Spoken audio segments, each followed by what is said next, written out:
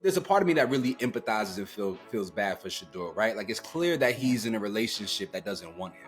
And anybody who has been in a relationship with somebody who doesn't actually like you, you know how conflicting that can make you feel internally. But he is completely unflappable and unbothered by the fact that he is clearly not somebody that this team wants. When your owner comes out and says, "Yeah, I didn't want him," those are not things that you normally hear.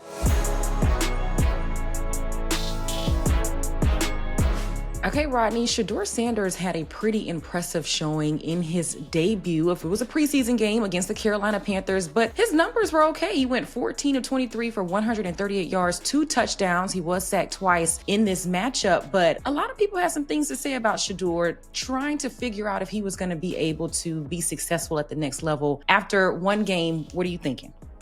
Well, one, I don't like the fact that you said his stat line was just okay. Like, we was watching that thing like it was Obama's inauguration. He had a really good showing, especially considering that he hasn't had a lot of first team reps. There have been reports that he's been throwing the water boys and assistant coaches, but not necessarily facts.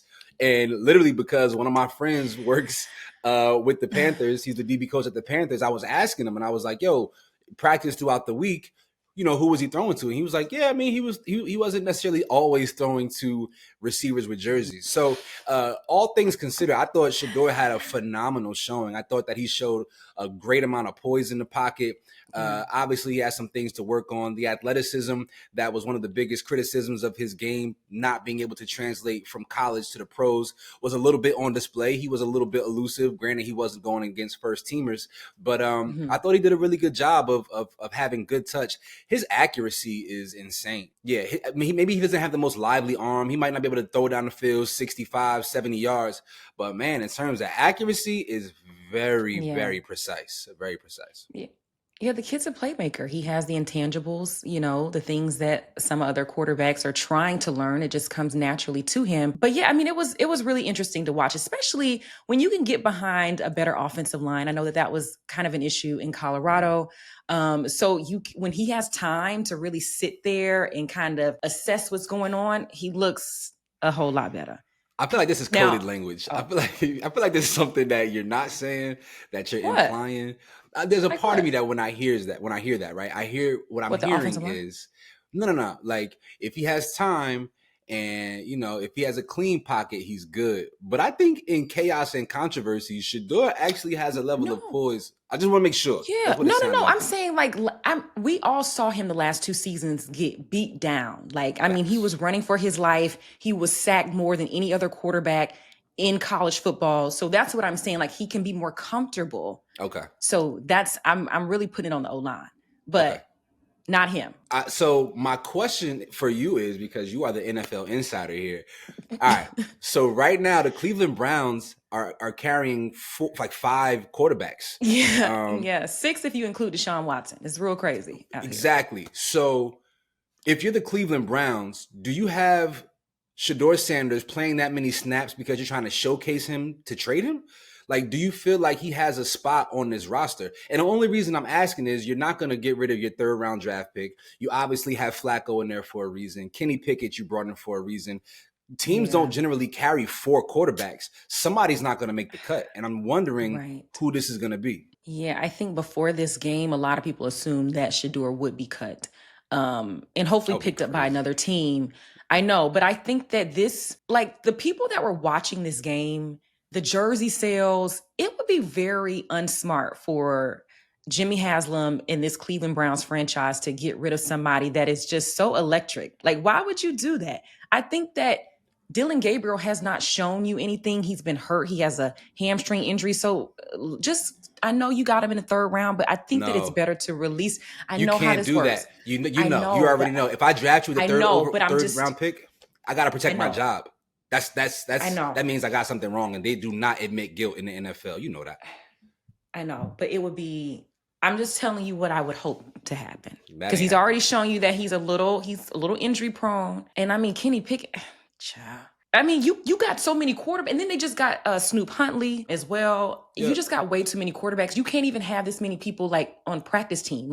You're gonna probably have 3. You may have 2, and then you have an emergency one, and maybe 1 on the practice team. But I highly doubt that. So you're really gonna give up a player like Shedeur Sanders and let him and his whole fan base go somewhere else. The question is, though, where would he go if he got cut? And that is the interesting thing. I don't know how many teams out there need a quarterback. I don't know how many teams are still interested in Shedeur. Lions. Or you tell me. That's your. They need backup. You live in Detroit. Your husband on the coaching staff. You tell me what's going on in Detroit. What they need in Detroit. It's not from my husband, but just from me watching, I think that they have two backups that could be better. Are you allowed to say that? I'm saying it as a fan. And you know what's crazy is like I covered Hendon Hooker when he was at Tennessee when I was in Nashville. Yeah. Loved the kid down. He was amazing in orange. Okay. But I don't know it doesn't seem like it's translating yet. And the fans are kind of off on Hendon. So Shedeur in Detroit would be fire. I think the Detroit fan base would completely welcome him into the fold. Yes. And just based on where the Lions are right now, like there's a lot of optimism. You bring Shedeur in, I think that would be fire. Yeah. But I feel there's a part of me that really empathizes and feels bad for Shedeur, right? Like it's clear that he's in a relationship that doesn't want him. And anybody who has been in a relationship with somebody who doesn't actually like you, you know how conflicting that can make you feel internally. But for whatever reason, or we know the reason, he has an extreme level of faith, and his father is Shedeur Sanders. He is completely unflappable and unbothered by the fact that he is clearly not somebody that this team wants. When your owner comes out and says, "Yeah, I didn't want him," those are not things that you normally hear. So. And to think that people said that I was misconstruing his words. No, the man said it flat out. He said, if y'all would have told me Friday that we were drafting Shedeur on Saturday, I would have told you it's not happening. Yeah. How are we mixing words up? Like, he said what he said. I mean, in my opinion, I feel like Shedeur gives Cleveland one of the best chances to win this season, and not necessarily win in terms after of Flacco. wins. I think that Flacco is good. So what are the expectations of the Cleveland Browns? Right, with that defense, you expect them to have a good season, right? Like you expect them to have a good season, or you desire for them to have a good season. But ultimately... And the coaching staff is good. Yeah, but do they have enough weapons on offense to be a real threat? No. And that's what I said. I think that Flacco gives them the best chance because he is seasoned. He's a veteran. He's not going to turn the ball over. You know what I mean? Like he's going to just do the basics to kind of. Okay, but you locked in Myles Garrett, so you don't have to worry about him necessarily asking for a trade. So do you take this season? You have one more season of subpar offensive play, and you position yourself for next year's draft. Like, is that something that you consider doing? And if that's the case, then you win with Shedeur by virtue of him leading your team, right? And you fill it out. You see what he is, what he has to offer. If he's great, if he has this offense humming, then you found a jewel in the fifth round. Yeah. But if not, you've put yourself in position to be able to draft a talent that could help you out on the offensive side of the ball. It's chess and checkers.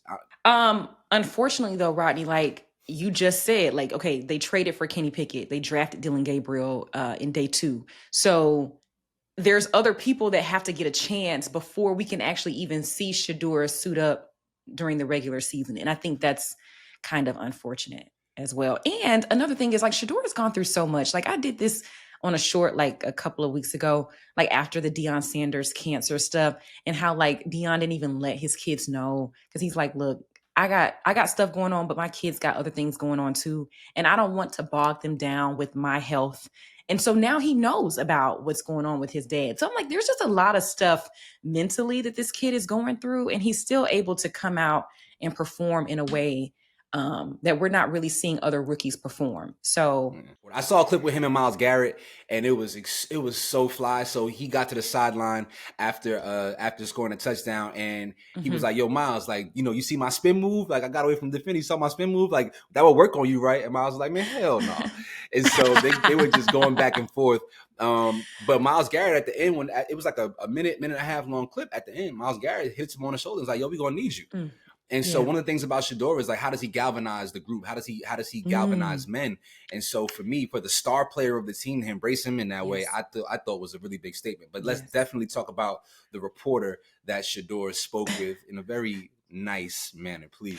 He was nice. Yeah. So he basically was just like, Tony, why do you always say negative things about me? You're never saying anything positive. Like, what did I do to you, Tony?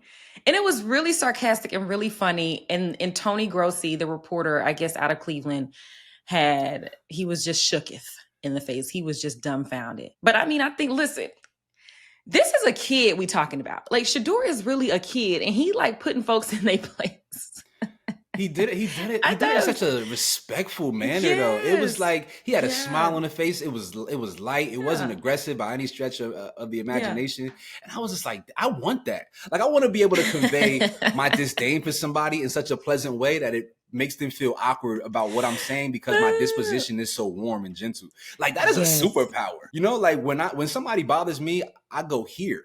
And I would love to be able to stay down here in the midst of adversity. Again, another sign of the level of poise that he displays on the field at times. It's fire. And all that being said, like you mentioned, Myles Garrett, I mean, he's a huge presence on that team. And I think that the front office is going to have to listen to their team. They're going to have to listen to the fans. They're going to have to listen to the tape. You know, they have to watch the tape and see what it is and not just make a decision based off of. The touch on that first touchdown was crazy.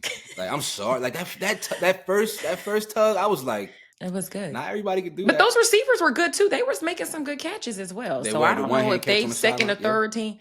Yeah, I don't know if they starters or not, but y'all need to put them in as well. But that's what happens when you have a guy with that level of magnetism, right? He raises the play of everybody around him. Like, that is what good quarterbacks tend to do, regardless of what the talent is. Like, everybody in the NFL can play. We know that. Though those receivers may not be big names, by virtue of being on the field with Shedeur, it does something, yo. Like, certain people just have the ability to raise the level of play of guys around him. And I feel like Shedeur has done that throughout the time that we've come to know him, from Jackson State on to Colorado, and obviously just the first preseason game, so we can't overreact. But it looks good, man. It looks good in the first preseason game for sure.